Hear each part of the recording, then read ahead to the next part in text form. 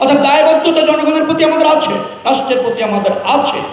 আস্থা রাখুন, আমাদের সম্পদের সীমাবদ্ধতা আছে। বিশ্বাস করুন, একটা জড়জন্য অর্থনীতি বাংলাদেশে বিরাজ করছে। মেগা প্রকল্পের নামে লুট হয়েছে, 30 লক্ষ কোটি টাকা পাচার হয়েছে, 20 লক্ষ কোটি টাকার উপর বৈদেশিক ঋণ রেখে যাওয়া হয়েছে। তার মধ্যে দিয়ে আমাদেরকে রাষ্ট্র পরিচালনা করতে হচ্ছে। 16টি মেগা প্রকল্প, অর্থ ব্যয় হয়ে গিয়েছে, কাজ হয়নি, কন্ট্রাক্টর পালিয়ে গিয়েছে, শুরু করা যাচ্ছে না।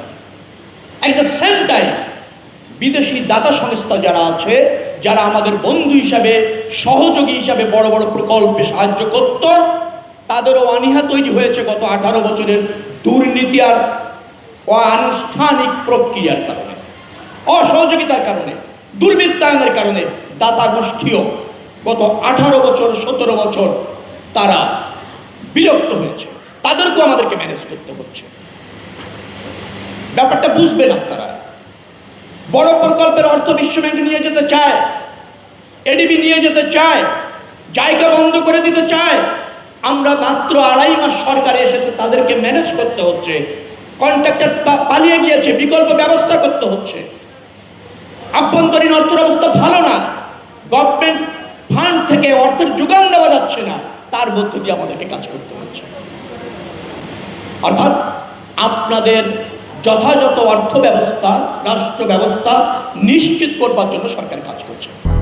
200-র বেশি সার্ভিস ও ফিচারে লেনদেনের সব বিকাশ অ্যাপে সম্ভব।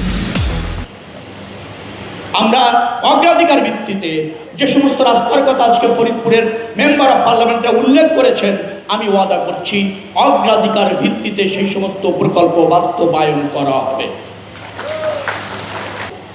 এটি বাংলাদেশের যমুনা সেতু আমরা করেছিলাম, পদ্মা সেতুর উদ্যোগও আমরা নিয়েছিলাম। আপনারা জানেন 2002 থেকে 2005 এই পদ্মা সেতু নির্মাণের ফিজিবিলিটি স্টাডি হয়েছিল দেশনেত্রী বেগম খালেদা জিয়ার সরকারের সময়,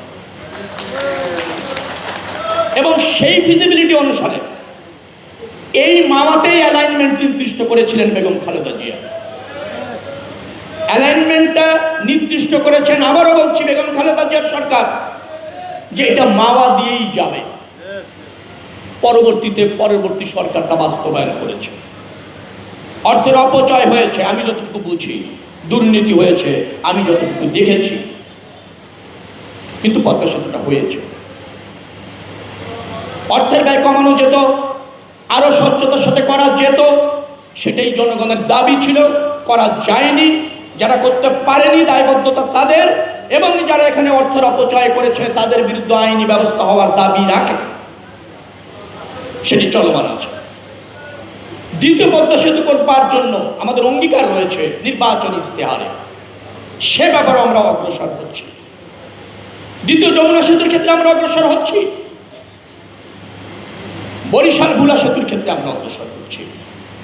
আমরা এদেশের ইনফ্রাস্ট্রাকচারকে আন্তর্জাতিক মানের, যেটাকে বলা হয় মাল্টি মডাল সিস্টেমে দাঁড় করানোর চেষ্টা করছে। আপনারা আস্থা রাখুন, নিশ্চয়ই এই সরকার পর্যায়ক্রমে দ্রুততম সময়ের মধ্যে সেগুলি বাস্তবায়ন করবে। যেহেতু জাদুঘর, এটার প্রয়োজনও আছে একটা জায়গায়, সেটা হচ্ছে আমরা একটা মেগা প্রকল্প করতে গিয়ে কোথায় বাধাগ্রস্ত হয়েছি, কিভাবে সেই চ্যালেঞ্জগুলি ফেস করেছি, কি ক্ষতি হয়েছে, কি সম্ভাবনা আছে, সেটা আগামী প্রজন্মের জানারও দরকার আছে। সেই ক্ষেত্রে আবার যদি বিচার করেন, তাহলে এই জাদুঘরটির একটা আবেদনও রয়েছে। যেহেতু প্রকল্পের সাথে এটা যুক্ত ছিল এবং একটা আবেদনও যেহেতু আছে, যার ফলে এটা বাস্তবায়ন হতে চলেছে।